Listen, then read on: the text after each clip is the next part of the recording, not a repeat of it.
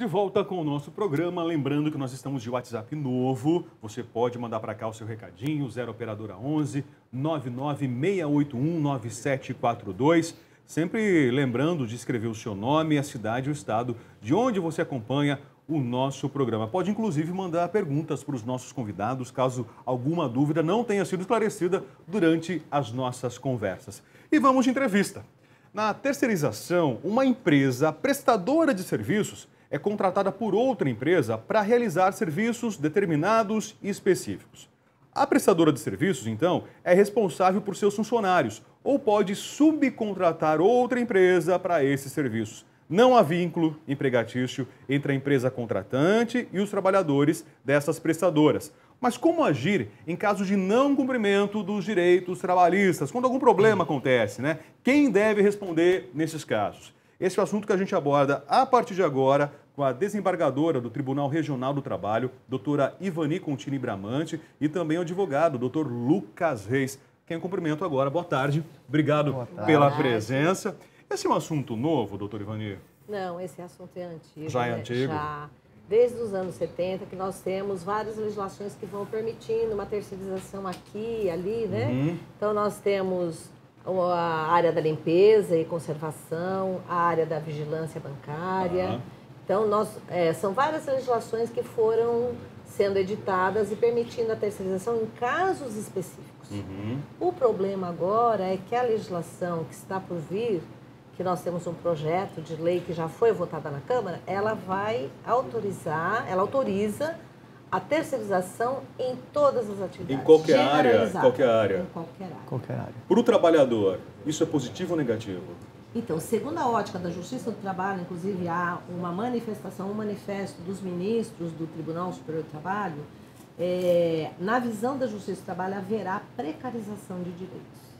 É como se a responsabilidade diminuísse, seria mais ou menos isso? Vocês acreditam? Na questão da responsabilidade, a lei assegurou a responsabilidade subsidiária entre a tomadora e a fornecedora. Uhum. Então é possível entrar com ação contra as duas, a fornecedora e a tomadora. O problema é o rebaixamento mesmo de direitos, rebaixamento salarial, porque, por exemplo, não haverá mais plano de carreira, né? Não haverá mais equiparação salarial.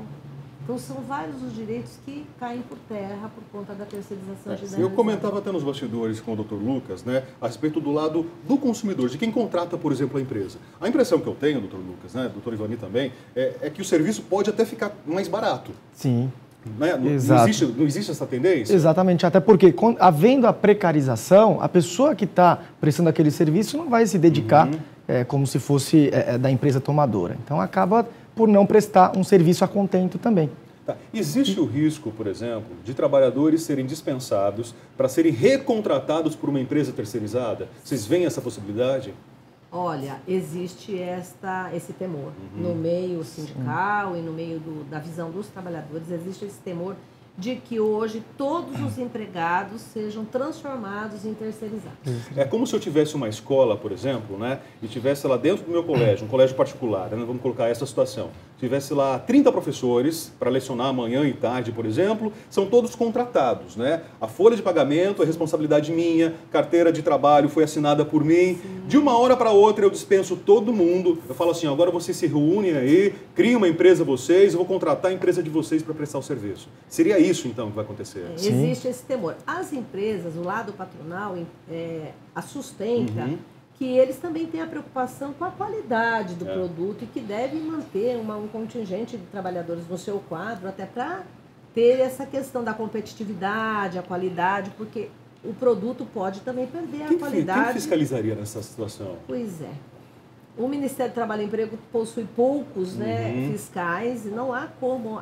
Essa fiscalização é feita pelo sindicato e isso deságua tudo na Justiça do Trabalho. Né? Nós temos milhões de processos que tratam de terceirização. A senhora falou sobre os sindicatos, né? Como os sindicatos estão vendo essa situação? Pois é, os sindicatos conseguiram colocar no projeto de lei que a representatividade sindical será assegurada. Então, por exemplo, pensou-se no primeiro momento que todos os trabalhadores passariam a ser representados pelo sindicato dos terceirizados. Mas foi colocado no artigo Nossa, lá... imagina o tamanho desse guarda-chuva para guardar todas essas classes trabalhadoras. Aliás, todas as classes trabalhadoras. Um sindicato no Brasil. Exatamente. Aí eles conseguiram que no projeto de lei fosse incluída a manutenção da representatividade dos sindicatos. Por exemplo, os bancários. Se todos forem terceirizados, deixariam de ser bancários, de ter a carreira de bancário, jornada de bancário, e seriam todos terceirizados. E o sindicato então colocou. Agora, na prática, como é que nós vamos operacionalizar isso? É que nós não sabemos. Porque na terceirização, o trabalhador pode estar prestando serviço hoje para um banco, amanhã para o outro, depois amanhã para o outro, porque ele pode rodar em todos os bancos, porque quem fornece o serviço é que faz a É um terceiro que faz essa convocação. Exatamente. Tá. E não há o vínculo com um banco determinado, não há acesso a plano de carreira. Então, essa que é a preocupação. No caso, por exemplo, de um acidente de trabalho, quem vai responder por isso? Quem vai arcar com essa situação? As normas que tratam da medicina e higiene e segurança do trabalho hoje já responsabilizam solidariamente o tomador e o fornecedor pelo meio ambiente de trabalho, o fornecimento de equipamentos de proteção individual, né? E neste caso é possível ajuizar ação contra os dois, contra os dois, a tomadora, e já invocar a responsabilidade solidária.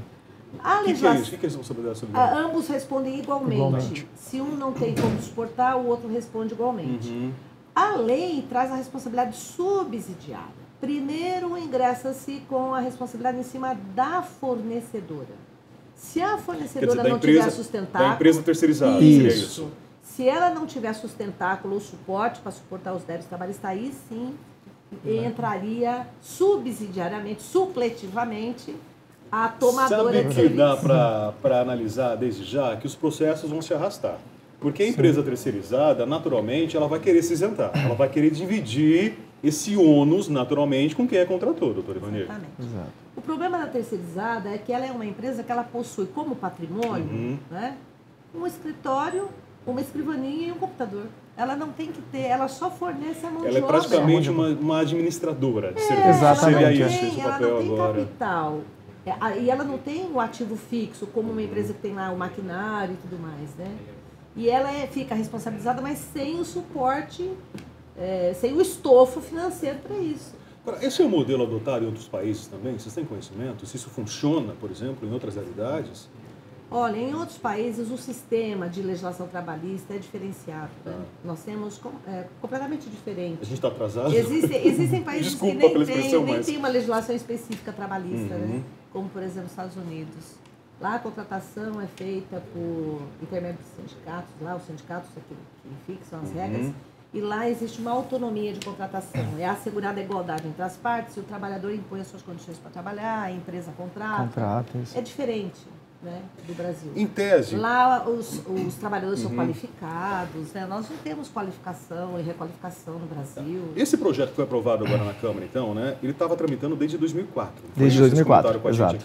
Anteriormente não tinha lei para isso, não tinha nada. Nós temos, na realidade, a súmula 331 do Tribunal Superior do Trabalho, quem disciplina, quem trata desse assunto. É a famosa jurisprudência. Isso, é um conjunto de jurisprudência que vira uma súmula. Então, a súmula já trata dessa situação, ela veda, por exemplo, ela proíbe a contratação pela atividade fim, né, somente atividade meio. Ou seja, se eu tenho uma escola, eu posso terceirizar serviço de manutenção, segurança, de limpeza. Agora, o serviço de professores, por exemplo, eu não posso. Com a lei, é possível agora fazer a contratação do professor. Tá, isso já foi aprovado, então, na Câmara dos Deputados. Isso, e agora vai para o Senado. Vai entrar na fila lá também, né? Sim. Porque, afinal, foram 10 anos para passar pela Câmara. Para passar pela Câmara. Praticamente isso, né? Então, nesse momento, né, da crise aí que é notória, exatamente, resolveu-se se aprovar na Câmara dos Deputados. Pode vir alguma modificação nesse texto? Pode, sim. O que poderia acontecer de positivo para o trabalhador? Olha, colocar, por exemplo, a responsabilidade solidária em vez de subsidiária. Tá, perfeito. Né, que eu acho que seria mais prudente. Seria mais prudente. Ou menos ruim. Isso. Sim. Agora, não tem outra alternativa ali dentro da lei para assegurar igualdade com os trabalhadores do quadro. Por exemplo, a lei do temporário, ela assegura que eu não posso contratar, não é possível contratar um temporário com salário diferenciado de quem está no quadro e exerce a mesma função, que seria a igualdade salarial do trabalhador fixo no quadro da empresa. Então, na lei do temporário já existe essa diretriz. Então, o ideal para os trabalhadores seria a responsabilidade solidária e a igualdade de tratamento entre o terceirizado e os trabalhadores do quadro. Agora, qual é o problema? Pode ser que a empresa não tenha nenhum trabalhador do quadro, sejam todos terceirizados. Então, não sei como que nós vamos fazer. Hoje nós já temos no mercado empresas que prestam esse serviço terceirizado. Quando você liga, por exemplo, numa empresa de telefonia, num call center, por exemplo, né, quem te atende não é a empresa que você contratou o seu plano telefônico, né? Aquele pessoal que fica lá no telemarketing é uma outra empresa. Exato. E a gente sabe que o atendimento nem sempre, aliás, né, na maioria das vezes, quase sempre, é ruim, é de péssima qualidade, né? E a solução não vem. Realmente é uma matéria bem controvertida, né? Há pontos positivos, pontos... Aliás, há um tempo atrás, a gente teve uma discussão muito séria a respeito do próprio 156 da Prefeitura aqui de São Paulo, né? O 156 não era da Prefeitura, o 156 é terceirizado. É terceirizado também. É terceirizado, né? E para quem que a gente reclama? De que forma que isso chega, por exemplo, ao topo, a quem precisa chegar? Essa pergunta é relativa ao consumidor? Ao consumidor, pois é. Direito do consumidor. É direito do consumidor nesse caso. Em regra, as empresas têm um sistema SAC, né? Que é o sistema de atendimento ao pode ligar consumidor. no SAC, né? fazer a reclamação. E fazer reclamação. E hoje existe o PROCON, né? Nós temos aí as agências reguladoras, tipo a Anatel, então vai depender... Juizados especiais também. Especiais. Então vai depender do caso, qual é o tipo de trabalho, de serviço que está sendo prestado. Bom, para o trabalhador, então, essa lei sendo aprovada, né? Vai ficar ruim, a situação tende a piorar, a gente acredita nisso, né? É possível voltar atrás? A senhora acredita que existe uma luz ao fim do túnel aí? As opiniões são divididas, né? Tá. Nós temos na ala patronal favorável à terceirização e na ala dos trabalhadores existe uma divisão. Existem sindicatos que estão favoráveis. Favoráveis? Porque assegurou a representatividade sindical e eles acreditam que através da convenção e acordo coletivo é possível alavancar uma melhoria da condição social desses trabalhadores. Assim, eu não quero citar sindicato A ou B. Aqui a gente sabe que existem tipos e tipos de sindicatos. Sim. E alguns praticamente são comprados pelos patronais aí, né? Por quem contrata. A gente sabe justamente isso, né? Então, eu até vejo que alguns, claro que vão ser favoráveis, né? De repente vai ter algum favorecimento nesse meio. É triste isso, gente. Existem alguns sindicatos que entendem que alavancará o nível de empregabilidade. Porque hoje nós temos muitos trabalhadores no setor informal. Então, estima-se, né, que esse setor de informalidade, sob o ponto de vista percentual, haveria uma melhoria. Porque as empresas com salário mais reduzido e tudo mais poderia fazer uma contratação de maior número de trabalhadores. Agora, realmente, né, pensa na rotatividade de funcionários que vão estar atuando ali, né? Num dia você chega num caixa para ser atendido por uma pessoa, no outro dia aquela pessoa não está mais ali, é uma outra pessoa, né? Por um lado, né, existe, por exemplo, a necessidade daquela empresa que foi contratada, que foi terceirizada, de todo dia mandar alguém para trabalhar. Sim. Quer dizer, a cadeira não ficaria vaga nesse caso, exatamente, né? não ficaria. Exatamente. Isso também soluciona o problema das empresas da abstenção do trabalho. As pessoas ficam doentes, ficam em casa e a empresa não tem o trabalho. Substituindo, né? Isso. E o terceirizado sempre vai ter alguém ali que estará substituindo, né? Exatamente. Então existem vantagens e desvantagens. Exatamente. E só um ponto interessante também, que esse projeto de lei, ele traz a questão das contribuições previdenciárias e do imposto de renda a cargo da tomadora. Antigamente era da terceirizada. Então, o governo já se resguardou e já colocou na lei para que... Então, por exemplo, a responsabilidade aquele que está terceirizando o tomador serviço, quem vai que está buscando o terceiro, ele vai arcar com isso. Exatamente. Não, ele retém. Ele retém já na fonte. Ele retém e recolhe. E daí o governo não terá esse prejuízo de se, por exemplo, o terceirizado não recolher, vai dar algum déficit para a Previdência, enfim. Isso não vai acontecer porque de plano já vai ocorrer o recolhimento. Para o governo, então, é vantagem, é mais um caminho para o projeto, enfim, ser aprovado. Ser aprovado. Para o governo é bem vantajoso. O que se diz é o seguinte, os sindicatos asseguraram a representatividade, o governo assegurou o fisco. Exato. E o que não foi protegido ou assegurado é o direito do trabalhador. Os direitos do trabalhador, porque haverá rebaixamento salarial, carreira não haverá mais, equiparação salarial. E ainda existe muita rotatividade de mão de obra nesse setor, né? Sim. É provado que os trabalhadores eles trabalham com uma terceirizada aqui e amanhã são mandados embora, despedidos. Então, é muita rotatividade de mão de obra. E o trabalhador ele não tem aquele sentimento de pertencer. O que significa isso, sob o ponto de vista psicológico, né? sentimento de ser empregado de uma empresa, de fazer uma carreira dentro de uma empresa. Crescer na empresa, né? Isso, sob o ponto de vista psicológico, que causa insegurança, é ruim, né? Você vai acabar perguntando para o trabalhador, né? Onde você trabalha? Isso. Né? Na verdade, não é o onde, né? É o com que você trabalha. Né? Porque hoje você faz a limpeza aqui, embora, né, o serviço de limpeza já é terceirizado em muitos casos, né? Mas você faz a limpeza num prédio, no outro dia você está num hospital, no outro dia você está num colégio. Né? E não cria realmente o próprio vínculo, né? E a questão da consciência coletiva de que todos estamos na mesma situação dentro dessa empresa, e aí é isso que impulsiona o movimento sindical, o sindicalismo, porque não haverá essa... sob o ponto de vista da consciência coletiva, é uma implosão, né, da consciência coletiva. E os trabalhadores ficam dispersos, né? Hoje eu tenho lá no meu prédio, né, a gente acaba terceirizando também o serviço de manutenção. Isso é muito comum acontecer nos prédios. Acho que a maioria acaba fazendo isso, né? E eu percebo que realmente existe essa rotatividade. Né? É muito grande. E aí eu sei que tem, por exemplo, né, não vou citar nomes aqui, mas eu sei que, por exemplo, tem a faxineira A que limpa muito bem, a B que mais ou menos, e a C que fica no telefone o tempo todo. Né? E aí eu, como morador, eu tenho direito de reclamar, por exemplo? Reclamar para quem nesse caso?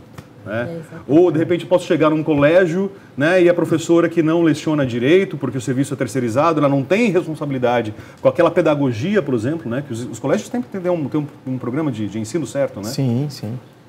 Existe uma preocupação também com a arrecadação. Como haverá rebaixamento salarial, o consumo também sofre a mesma consequência, e a arrecadação em geral de impostos, né, haveria uma queda. Sim. Então há uma preocupação também na área governamental com esse esquema da terceirização, porque é uma mudança de mentalidade, uma mudança geral do modo... Não é muito radicalismo, do modo de economia, né, a relação trabalho-capital.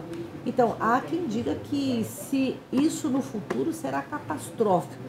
Não sei, né, como que seria essa diretriz. Os sindicatos que são contra, o que eles defendem? O que eles apresentam como tese para não funcionar? Eles apresentam como tese de que a terceirização deveria ter limites, porque a lei não traz, e o limite seria só terceirizar nas atividades meio e ainda serviços especializados. Por exemplo, uma empresa precisa de um serviço especializado na área da TI, da tecnologia de informação. Então, aí tudo bem. Ela faz, vamos supor que ela é do ramo plástico, vai. Então, ela concentra os seus esforços no ramo plástico. Ela não tem o know-how do TI, então ela contrata. Então, seria só atividade meio e serviços especializados, que é o que funciona hoje, né? Nós temos leis específicas, então só para vigilância, só para limpeza e conservação, só para transporte de valores. Hoje nós temos, por exemplo, né, se dá um problema na internet lá em casa, eu ligo para a operadora, por exemplo, ligo para a Vivo, né, por exemplo, quem é que presta serviço, ou para a NET, quem quer que seja, né? Não é um funcionário dessas empresas que estão lá, são justamente terceirizados. E eles se enquadram justamente nessa legislação que a gente tem hoje vigente. Sim. A lei da telecomunicação tem um artigo lá que permite a terceirização na telecomunicação. Seria o modelo, então, ideal a ser praticado, então. O que se entende do modelo ideal são legislações pontuais para cada caso concreto, né? E assegurando que não haverá um desmantelamento da legislação trabalhista. Em quanto tempo a senhora acredita que, de repente, essa lei sendo aprovada, entre em vigência? O que a senhora tem tem uma visão hoje, aí? Né, doutor Lucas, há uma projeção de audiências públicas nos estados até maio. Até maio. Até maio. O Senado vai ouvir a população e vai fazer uma descentralização de audiências públicas nos estados. E depois disso é que haverá a votação. Então, não há uma previsão. Quer dizer, vão dar voz para o trabalhador. Pelo menos seria essa a expectativa. Para a sociedade, né? Para a sociedade de uma forma geral. Isso. E eles estão fazendo a primeira audiência pública está prevista em câmaras municipais. Né? Então, levando para o legislativo local. Diversos estados. Dos diversos estados. Porque naturalmente, gente, isso vai mudar toda a ordem trabalhista do país como um todo. Né? Se vai mexer na economia também, se baixa salário, baixa poder de compra, economia, né, tende a degringolar cada vez mais, como já está acontecendo, a gente assiste isso todos os dias, né? Enfim, vamos aguardar agora, né, doutor Ivanir? Agradeço os esclarecimentos. O assunto é complexo, né, gente? Muito complexo, controvertido, por sinal, né? Controvertido, né? Acho que a expressão é muito boa, né, doutor Lucas? E o problema é que a corda sempre arrebenta para o lado do mais fraco, né? Brasil, é o que a gente acaba assistindo. Doutor Ivanir, obrigado. Doutor Lucas, muito obrigado também pela presença e esclarecimentos. Para você de casa, se dúvidas ficaram, WhatsApp para vocês, 0 Operadora 11 99681 9742. E como os nossos doutores falaram aqui, né? Nós teremos audiências públicas, a gente espera que realmente elas aconteçam, né? E já procure questionar aí na sua cidade com os legisladores locais, né? Qual que é o posicionamento deles, o que eles pensam em relação a isso. As câmaras municipais acredito que podem, devem manifestar com moções de repúdio, moções de aplauso, de apoio, né? Depende da cidade, tem um termo aí específico, né? A classe operária tem que se reunir de alguma forma, né? Os trabalhadores têm que se manter unidos. Perfeito? Vamos fazer intervalo agora. No próximo bloco tem música. João Suplicy vai estar cantando aqui pra gente. A gente vai entender por que aquela cama tá ali no nosso cenário, na nossa casa. Já voltamos.